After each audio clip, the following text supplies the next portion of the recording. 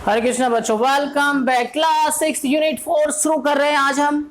और यूनिट 4 मतलब आधारभूत ज्यामितीय अवधारणाएं को हम लोग कवर करें, यानी बेसिक ज्योमेट्रिकल फंडामेंटल एक्सरसाइज 4.3, यानी आज 4.3 शुरू कर रहे हैं हम। यूनिट 4 तो आपको यूनिट 4 का आपके पास 4.1 और 4.2 पूरा कवर हो चुका है। अगर आपको उन वीडियो को चाहिए, अगर आपको उनको समझना है तो मेरा पिछला वीडियो देखें तो आपको आसानी से वो समझ में आ जाएगा। राइट, आज हम यहाँ पे 4.3 शुरू करें और आज हम कवर करने वाले हैं इस वीडियो में question number first and question number second. Right, देखो ये 6th क्लास है बेटा। आपको अगर आप लोगों ने इसको गहराई से अभी गहराई से इसको समझा, इन सब सारी बातों को, छोटी छोटी बातों को अगर ध्यान समझोगे तो फिर आपके लिए बड़ी बड़ी क्लासों में बड़े बड़े क्वेश्चन को सॉल्व करना क्या हो जाएगा, आसान। इसलिए इन छोटी छोटी बातों को आपको ध्यान समझना बहुत बहुत बहुत जरूरी है और अच्छे तरीके से इसको नोट डाउन भी करना है अपने नोटबुक में। राइट, तो यहाँ पे सॉल्व करते हैं हम। क्वेश्चन नंबर फर्स्ट कहता है नीचे दी गई आकृति में कोणों के नाम लिखने हैं। देखो नीचे दी गई आकृति में कोणों के नाम क्या लिखना है आपके पास। जैसे आपके पास ये अब होता क्या है बेटा, आपको सबसे पहले पता होना चाहिए कि जो कोण क्या होता है। देखो जब कोई दो भुजाओं से जब कोई आकृति बनती है ना, जैसे कि मान लो एक भुजा ये गया एक ये गया, तो ये जो मान लो ये जो चीज़ है ना, मैंने ऐसा करके खींचा, तो ये जो ये एक भुजा ये गई एक भुजा ये, तो ये जो जहाँ पे दो भुजाएं मिलती है ना और एक वर्टेक्स में मिलती है ना, तो ये जो कोण बनता है ना यहाँ, ये क्या कहलाता है, कोण कहलाता है। राइट, तो ये देखते हैं हम इसके कितने, अगर आपके पास ये जो फिगर दिया हुआ है, तो अगर ये जो फिगर दिया हुआ तो देखो इसके कितने कॉर्नर पॉइंट है आपके पास, एक एक दो, यानी बी, ये होगा सी और ये क्या होगा डी। 4 कॉर्नर पॉइंट है इसके, 4। तो इसके में कोण कितने होंगे, यानी अगर ये 4 भुजाओं से मिलकर तो 4 कॉर्नर पॉइंट है तो कोण होंगे 4। और अभी देख, अगर आपको यहाँ पे सीखना क्या है इस क्वेश्चन में, सीखना क्या है, सीखना ये है कि अगर हम ये 4 कोण होता है तो इन कोणों को नाम, अगर मुझे नाम बोलना है तो कैसे बोलना है। राइट, तो देखो कोण 2 प्रकार का नाम होता है ना कोणों में। जब आप किसी चीज को कोणों को दर्शाते हो, किसी त्रिभुज में, चतुर्भुज या कोणों का नाम लेते हो, तो 2 तरीके के नाम लिखे जाते हैं। एक होता है उसका शॉर्टकट नेम और एक होता है उसका डिटेल नेम। राइट, तो शॉर्टकट नेम जैसे कि मान लो है ना, किसी का घर में नाम हो राजकुमार, तो उसको प्यार से बोल देते राजू, है ना, तो इसका डिटेल नाम हो गया। और एक क्या होगा इसका शॉर्टकट नेम क्या होगा, राजू। राइट, तो यहाँ पे भी इसी तरीके से सारा फंडामेंटल है। देखो यहाँ पे ये जो लिखोगे आप चतुर्भुज, ऐसे लिखोगे चतुर्भुज ए बी सी, चतुर्भुज है क्योंकि 1 2 3 4 भुजाओं से मिलकर बना हुआ है, तो उसको सॉल्यूशन में हम लिखेंगे चतुर्भुज ए बी सी डी में, चतुर्भुज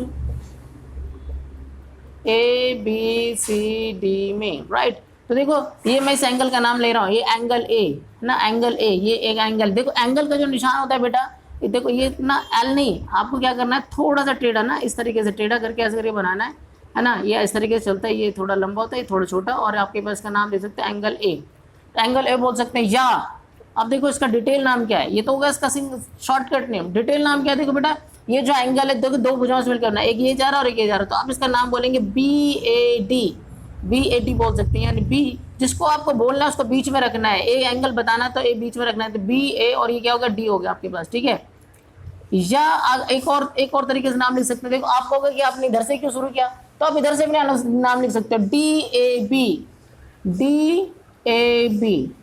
बी, यानी जिसको बताना है उसको बीच में रखना है आपको। राइट, जिस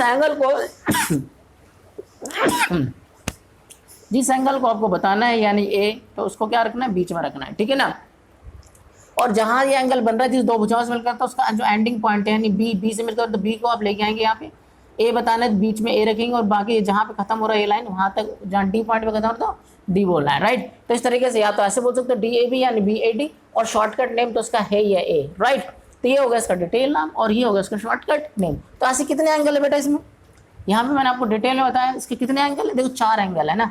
तो अभी ए मैंने बताया, अब मैं बात करूंगा यहाँ पे बी की, है ना, बी एंगल बी की। तो एंगल बी आपके पास ये लिखा मैंने, शॉर्टकट नेम तो ये लिख दिया मैंने आपका एंगल बी।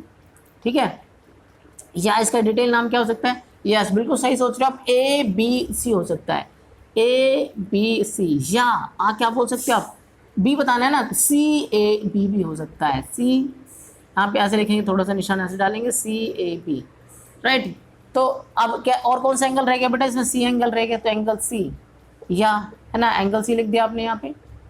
ठीक है बेटा, तो यस का नाम क्या हो सकता है, बी सी डी, या डी सी बी।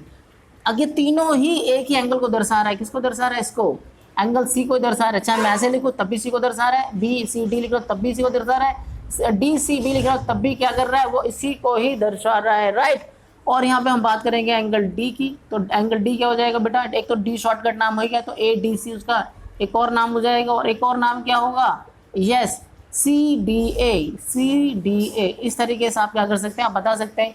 तो इस तरीके से हम क्या करते हैं, कोणों का नाम लिखते हैं। तो डिटेल में ना तो इस तरीके से आपको अभी कोणों का नाम लिखना सिखाया जा रहा है, बाद में जब बड़ी बड़ी क्लास में आप पहुंचेंगे तो थ्योरम के रूप में आपको बहुत डिटेल में और करना होगा। लेकिन अगर ये छोटी छोटी बात अगर आपको नहीं पता होता तो फिर आपको उठानी पड़ती है बहुत परेशानी, राइट। तो अब यहाँ पे हम बात करते हैं क्वेश्चन नंबर सेकंड की। कहता है संलग्न आकृति में, आकृति आपके पास दिया हुआ है, वो कहता है वे बिंदुएं लिखने, जो वे बिंदुएं लिखनी है जो किस पे, डी ओ बी के अभ्यंतर। देखो कोई भी चीज होती है, मैं आपको समझाऊं ना, आपको समझना है, ये तीन बातें आपको समझनी है। अभ्यंतर समझना है, अभ्यंतर क्या होता है, ठीक है ना, अभ्यंतर क्या होता है आपको ये समझना है, बहिर्भाग क्या होता है ये समझना है, ठीक है बेटा। और आपको ये समझना है, आपको बहिर्भाग आपके पास ये, और आपको ये समझना है कि बिंदु पर स्थित, बिंदु पर स्थित, बिंदु पर स्थित, ये तीन बात समझनी है आपको।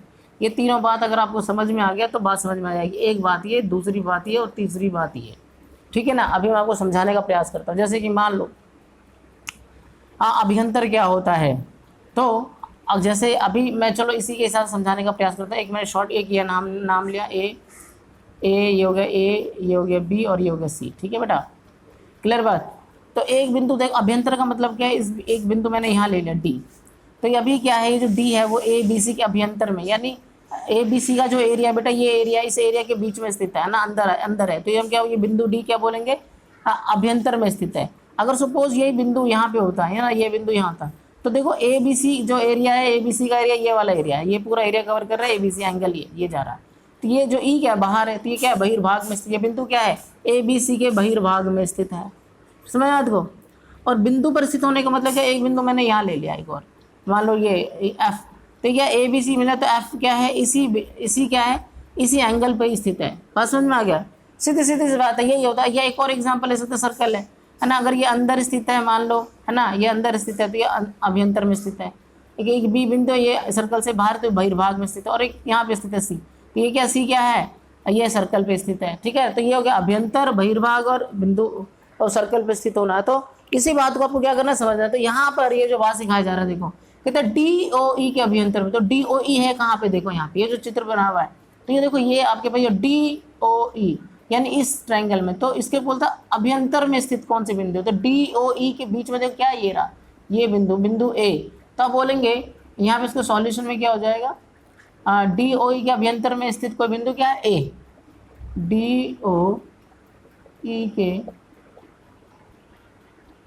अभ्यंतर में स्थित बिंदु, ये क्या हो जाएगा बेटा, ए हो जाएगा। ए आपका क्या हो जाएगा, राइट आंसर हो जाएगा, ठीक है, पहला पार्ट। दूसरा पार्ट क्या कह रहा है, अच्छा इसको अगर आप लोगों ने नोट डाउन कर लिया तो मैं इसको फिर रफ कर देता हूँ, ठीक है ना। अगर आपने नोट नहीं किया तो प्लीज नोट कर ले, वीडियो को पॉज करके से नोट कर ले, तो मैं आपको फिर आगे इसको समझाता हूँ, ठीक है, डिटेल में। तो आगे कहता है ये आपके पास, कहता है ई ओ एफ के बहिर्भाग में, ई ओ एफ इसके बहिर्भाग में कौन कौन सी बिंदुएं स्थित है, ठीक है। तो अभी आपको ध्यान से समझना है। देखो ई ओ एफ यानी ये एरिया कवर कर रहा है, वो ई ओ एफ यानी ये एरिया, इस एरिया से जो भी बाहर हो, इस दोनों लाइन एरिया से जो भी बाहर स्थित होगा वो बहिर्भाग में स्थित है। तो हम क्या देख रहे हैं, तो यहाँ लिखना पड़ेगा ई ओ एफ के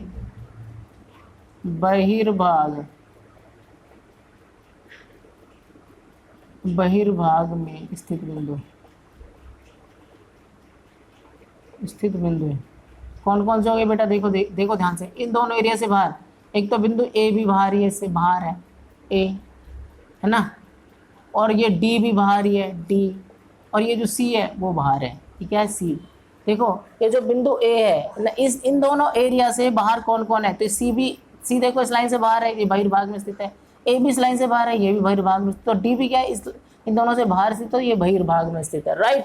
ये हो गया आपके पास बहिर्भाग में स्थित तीन बिंदु, ए डी और सी। अब तीसरा क्वेश्चन आपसे पूछा जा रहा है, क्या पूछा जा रहा है कि ई ओ एफ पर स्थित, एंगल ई ओ एफ पर स्थित बिंदु है, ठीक है बेटा। तो स्थित बिंदुओं में क्या हो जाएगा बेटा, ई ओ एफ पर स्थित, तो देखो ई ओ एफ, तो ई बिंदु भी इस पे स्थित है, तो यहाँ पे ई हो जाएगा, पहले हम ले लेते हैं। ये लाइन, इस लाइन से चलना है, इस लाइन पे कौन कौन स्थित है, इस लाइन में ई मिल गया मेरे को, फिर क्या मिल गया, बी मिल गया मेरे को, फिर आगे बढ़े तो ओ भी मिल गया, इसी लाइन पे स्थित है, फिर यहाँ से हम वापस जा रहे हैं, इस पे तो एफ भी मिल गया। तो ये चारों बिंदुएं हैं वो ई ओ एफ पर स्थित है। यहाँ से चलना है आपको, यहाँ से ये देखो ई मिला, फिर यहाँ से आगे बढ़े, क्योंकि ई ओ एफ ये रहा, तो ई पे चले, यहाँ से चले तो ई मिल गया, फिर बी मिल गया, फिर ओ मिल गया, फिर यहाँ से बढ़े तो एफ मिल गया। तो सारे क्या है, लाइन पे स्थित है ना, ये लाइन से इधर नहीं है, ना ऊपर है ना नीचे, लाइन पे स्थित है। तो स्थित का मतलब बिंदु, स्थित कौन है, मतलब लाइन पे रहना, तो लाइन पे ये चारों बिंदु हैं, तो ये हो गया ई ओ एफ पर स्थित बिंदुएं, E B O F, right. तो इस तरीके से आपको समझ में आया कि ये बहिर्भाग क्या होता है ना, अभ्यंतर में क्या होता है, बहिर्भाग में क्या होता है, और किसी लाइन पर स्थित बिंदुएं क्या होती है। और ये इससे आपको समझ में आया कि एंगल को कैसे हम शॉर्टकट में समझाते हैं। शॉर्टकट क्या होता है एंगल का ना, शॉर्ट में कैसे लिखते हैं, उसको डिटेल्ड में इसका नाम कैसे लिखा जाता है, ये दोनों ही बहुत इंपॉर्टेंट है। अभी आपको लग रहा होगा कि ठीक है, अगर अच्छे तरीके से आपको समझ में आ रहा है, आसान क्वेश्चन आ रहा है, तो इसको अपने दिमाग में अच्छे तरीके से सेव करके रखना है, ताकि आगे जब बड़े बड़े क्वेश्चनों को हम सॉल्व करें बड़ी बड़ी क्लासों में, तो फिर इसको हमें क्या करना है, रिवील करना है। और फिलहाल तो अभी आपको 6th में भी, आपके 6th के लेवल के लिए आपको अपने दिमाग में रखना है, ताकि अगर आपसे कोई पूछे तो उसको तुरंत जवाब दे पाए। और मैथ में बनना है आपको एक्सपर्ट, राइट। और मैथ में एक्सपर्ट बनने के लिए आपको बने रहना है इस चैनल के साथ, यानी मैथ्स एंड टिप्स बाय राजकुमार के साथ बने रहना है। और अगर आप लोग इस चैनल के साथ नए हो तो प्लीज़ सब्सक्राइब जरूर कर लें, ताकि मैं आपको आसान तरीके से ना आपको एनसीईआरटी के सारे क्वेश्चन आपको सॉल्व करवा पाऊँ, ठीक है। तो ठीक है, आगे मिलते हैं अगले वीडियो के साथ। Thank you.